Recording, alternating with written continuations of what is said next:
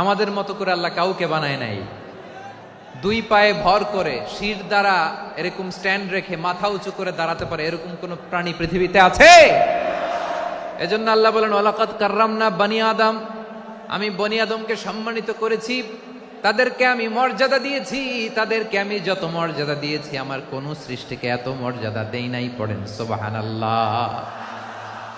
I have dignified the status of the sons of Adam. আদমের সব সন্তানের মর্যাদা আমি বাড়িয়েছি। আল্লাহ এখানে বলেননি ওয়ালাকাদ কাররামনাল মুমিনিন, আমি মুমিনের মর্যাদা বাড়িয়েছি, বলেছেন? আল্লাহ এখানে বলেন নাই ওয়ালাকাদ কাররামনাল মুসলিমিন, আমি মুসলিমের মর্যাদা বাড়িয়েছি।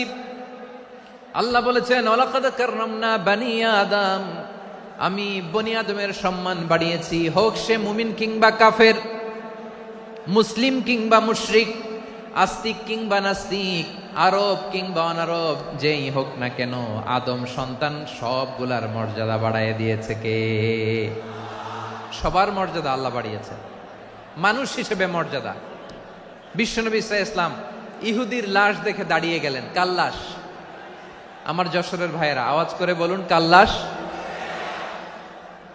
ইহুদির লাশ দেখে দাঁড়ায় গেলেন। সাহাবারা বললেন ইয়া রাসূলুল্লাহ, আপনি দাঁড়ালেন যে, এটা তো ইহুদির লাশ। বিশ্বনবী বললেন আওয়ালাইসাত নাফসান, এটা কি মানুষ নয়? এটা হোক ইহুদি হোক খ্রিস্টান, এটা তো মানুষ। আমি মানুষ দেখে দাঁড়িয়েছি। আই স্যালিউট দ্য হিউম্যানিটি, আমি মানবতাকে সম্মান করেছি। পড়েন সুবহানাল্লাহ। তাহলে এই জমিনে মানুষের মর্যাদা বেশি, হোক আস্তিক হোক নাস্তিক, হোক মুমিন কিংবা কাফের। আদমের সন্তান হলে, মানুষ হলেই তার মর্যাদা বাড়িয়েছে কে? আমার কলিজার টুকরা যশোরের ভাইয়েরা, মানুষের মর্যাদা আল্লাহ এত বাড়িয়েছেন, মানুষ জীবিত থাকলেও যেমনি মর্যাদাবান, মরে গেলেও মর্যাদাবান। সুবহানাল্লাহ পড়েন। মানুষ মরে গেলে এই ডেড বডিটা কি হয়? পচে যায়, গলে যায়, মাটির সাথে মিশে যায়। তাই বলে আপনি ডেড বডির সাথে যাচ্ছে তাই করতে পারবেন না। পারবেন? কেউ যদি অন্যায় করে তাকে যদি আপনি শাস্তির আওতায় আনেন, যা মনে চায় করতে পারবেন না। তারা আগুন দিয়ে পোড়াতে পারবেন না, নাক কাটতে পারবেন না, কান কাটতে পারবেন না, অঙ্গ বিকৃতি করতে পারবেন না। কারণ মানব জাতির মর্যাদা স্বয়ং দিয়েছে কে? ডেড বডি পচে যাবে, গলে যাবে। তারপর ইসলাম বলে না, খবরদার, এই মরা লাশটারও একটা মর্যাদা আছে না নাই? ইসলাম বলে এই লাশটা গলে যাবে, পচে যাবে, কিন্তু এটার অমর্যাদা করো না। কর্পূর দিয়ে, খেজুর পাতা দিয়ে এটাকে ওয়ার্ম ওয়াটার দিয়ে, গরম পানি দিয়ে ধৌত করো। সাদা শুভ্র ধবধবে কাপড় দিয়ে লাশটাকে তুমি কাভার করো। তারপরে খাটিয়ার মধ্যে লাশটাকে রেখে বিশাল একটা প্রোগ্রাম করো, একটা ফিউনারাল প্রোগ্রাম করো। ওই প্রোগ্রামের ডানে বায়ে পেছনে লাশটারে রাখলে হবে না, প্রোগ্রামের একেবারে সামনটাতে তুমি লাশটাকে রাখো। সুবহানাল্লাহ। একটা ফিউনারাল প্রোগ্রাম করতে হবে, তাকে শেষ বিদায় জানাতে হবে, যেটাকে আমরা জানাজা বলি। কি বলি? জানাজা মানে মাইয়েতের জন্য দোয়া, তার জন্য দোয়া করা হয়। তাকে একটা সিস্টেমেটিক অর্ডারে কবরে রাখা হয়, সুন্দরভাবে সেটাকে কবরস্থ করা হয়, মাটি দেয়া হয়, পানি দেয়া হয়। তার মানে মরে গেলেও মানুষের সম্মান বাড়ায় দিয়েছে কে? এজন্য আল্লাহ বললেন ওয়ালাকাদ কাররামনা বানি আদম, বনি আদমের সম্মান মর্যাদা আমি আল্লাহ বাড়িয়ে দিয়েছি। মানুষের সম্মানে তুমি কখনো আঘাত করো না, ঠিক কি না? তাহলে ভাই, প্রথম মেসেজ হচ্ছে the first and foremost message tonight to the people of Jessore.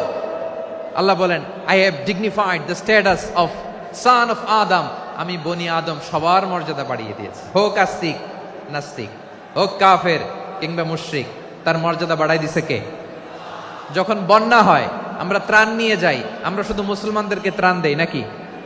হ্যাঁ, আমরা মুসলমানকেও দেই, অমুসলমানকেও দেই, হিন্দুকেও দেই, বৌদ্ধকেও দেই। যেখানেই মানবতা বিপন্ন সেখানে ইসলামের হেল্পিং হ্যান্ড আছে না নাই? সুবহানাল্লাহ। কি দিন আমরা পেয়েছি, কি বিধান আমরা পেয়েছি। ওয়ালাকাদ কাররামনা বানি আদম, আমি বনি আদমকে সম্মানিত করেছি। এরপর আল্লাহ বললেন ওয়া হামালনাহুম ফিল বাররি ওয়াল বাহর, মানুষকে স্থলে এবং সমুদ্রে চলাচলের বাহন আমি দিয়েছি। স্থলে কিভাবে চলবে, জলে কিভাবে চলবে, এই বাহনের ব্যবস্থা করেছে কে? এই জেনজি, এই সামড়া, ইরাম করতেছো কিসের জন্য? হ্যাঁ, ইরাম করলে চলবি? হ্যাঁ, বস বস বস বস।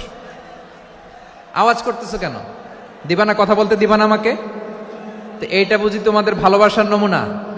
তোমাদের ভালোবাসার কারণে যদি আমি কোথাও দাঁড়াতেই না পারি, কোথাও বসতে না পারি, কোথাও দুটা কথা বলতে না পারি, এই ভালোবাসা দিয়ে কি হবে আমার? বরং ঘামতে ঘামতে ঘর্মাক্ত হব, রক্তাক্ত হব, কিন্তু সেন্ট্রালি যে ইনস্ট্রাকশন আসবে সেই ইনস্ট্রাকশনের এক চুল আমরা ডানে বায়ে যাব না। এইটা গণজাগরণের জন্য এইটা দরকার, ইসলামী বিপ্লবের জন্য এইটা দরকার। তো আধা ঘন্টা ধরে যদি তোমাদেরকে থামানোই না যায়, এই লস্কর দিয়ে আমি কি করব? আল্লাহর ওয়াস্তে নো নো নো স্লোগান, চুপচাপ একেবারে আমার দিকে তাকাও।